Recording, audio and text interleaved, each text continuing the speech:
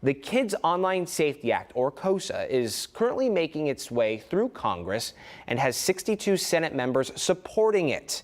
If passed, this act would require social media sites and messaging apps to make and take responsible measures to prevent harm. We're talking about online bullying, harassment, predatory marketing, and much, much more to minors who use their platform. Joining me this morning to talk about the act and what parents can do to keep their children safe online is Dr. Suzanne Barches. Good morning, Dr. Barches. Thank you so much for your time this morning.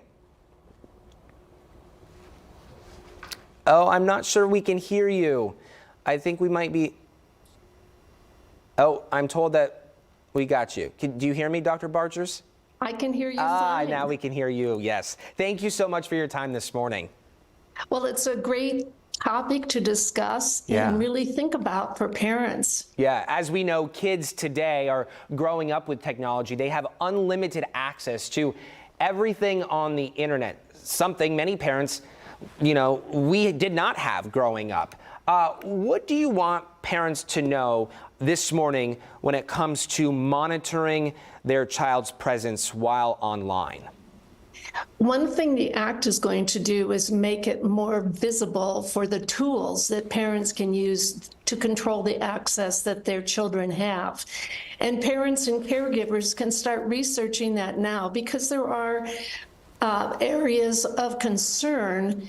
And it's a safety issue, just like we teach our kids to look both ways before they cross the street. This is something that it's time to have a discussion about in your home. And it should be with all ages of children, not just those that are going to be allowed to be on social media, but the very young too. Yeah. And of course, when you have a phone at your fingertips, the world is endless. The opportunities are endless. With that, also some scary situations. What do you want parents to be aware of when they allow their child a phone, access to social media sites and other URLs? I think it's important for them to be aware that they are still the responsible person in the home. Whether it's a caregiver, a grandparent, a parent, there should be transparency. And it's time to talk to the children about that they are watching what they're doing, not because they want to snoop, although they kind of do, but because they want to keep them safe, because there are things that can happen, and it's pretty sneaky sometimes. And I think if parents say, look, here's what happened to me one time. I got on this website and suddenly they were asking for my date of birth and other information. Here are the steps that I took to be safe, and be transparent about that and let children know that mistakes can happen. It's okay. Yeah. It's what you do next that counts. Yeah, it's being relatable and not necessarily shaming or scaring them. I want to ask you, so we know this act would change our current ways of self-regulating when it comes to these sites. Do you know specifics? Well, they're going to make it more public as to how to control that. And I think there'll probably be a campaign to educate parents. And as I said before, there are already controls out there.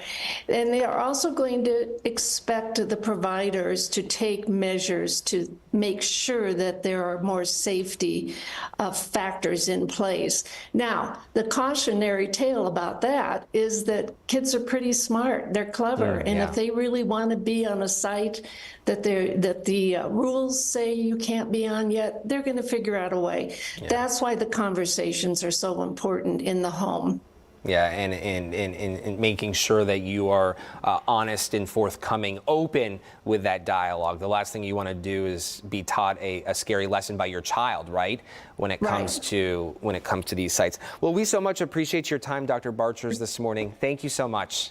Thank you. We do appreciate it.